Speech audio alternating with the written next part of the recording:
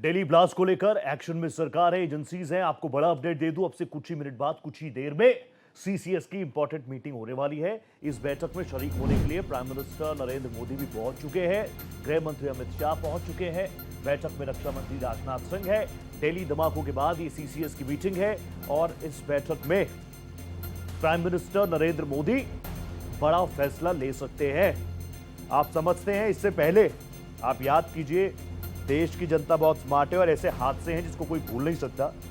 इससे पहले जब सीसीएस की मीटिंग हुई थी तो कई बड़े फैसले लिए गए थे, बहुत बड़े बड़े फैसले लिए गए थे, जिसमें आपको याद होगा इंडस वाटर ट्रीटी को एडजर्न करना, ओपी सिंदूर को लेकर चीजें, और अब राजधानी दिल्ली में जो ब्लास्ट हुआ, एजेंसीज उस दिशा में काम कर रही हैं। एजेंसीज इंडिपेंडेंट है, अपनी तरीके से इन्वेस्टिगेशन को आगे बढ़ाने का फ्री हैंड उनके पास है।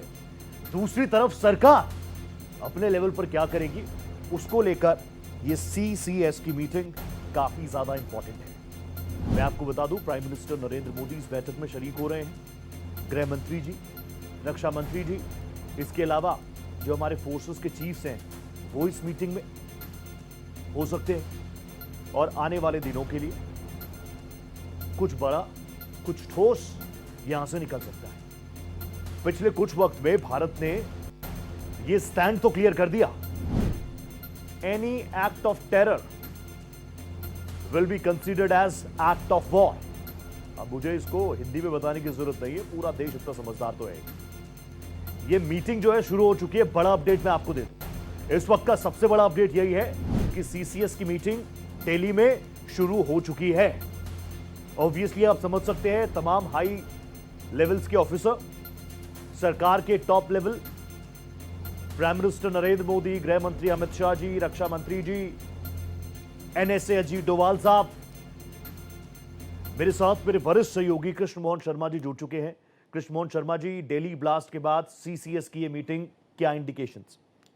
सीसीएस की मीटिंग इस बात की एक तरीके से इंगित कर रही है इस तरफ कि जिस तरीके से हमारे ऊपर एक कायराना हमला किया गया है, वो फिर से एक बार सरकार को भौं चिढ़ाने की बात है जी। और जिस तरीके से सरकार को आपने चुनौती दी कि लाल किले के सामने एक बम ब्लास्ट करके हमारे 10-12 लोगों को आपने मार दिया और 20-25 लोग घायल हैं, उसका मतलब ये है कि आप लगातार हमें ये बताना चाहते हैं कि आपकी सुरक्षा व्यवस्था को हम धता बता के पूरे दिल्ली में, पूरे देश में हम कहीं पे भी हमला कर सकते हैं।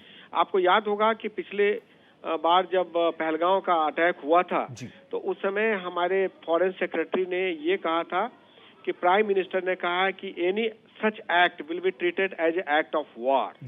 तो आप समझ के सकते हैं कि और बार बार यही कहा गया था कि ऑपरेशन सिंदूर जो है वो अभी स्थगित नहीं किया गया है, इसको थोड़े समय के लिए सस्पेंड किया गया है। और आज सेना के चीफ ने कहा कि ऑपरेशन 2 हो सकता है, ऑपरेशन सिंदूर 2 हो सकता है। तो मुझे लगता है कि 10-12 लोगों को हमें मारा है, तो इसकी संख्या जो है, उनके तरफ से जो आतंकवादी मारे जाएंगे उनकी संख्या कुछ भी हो सकती है। और ये मान के चलिए कि बहुत जल्दी उन पर रिटेलिएटरी एक्शन सरकार लेगी और अपने सुरक्षा व्यवस्था को एक तरीके से अध्ययन करके इस बात की भी कोशिश करेगी कि हमारी तैयारी कितनी है। Thank you so much sir, thank you so much, आप जुड़े मेरे साथ।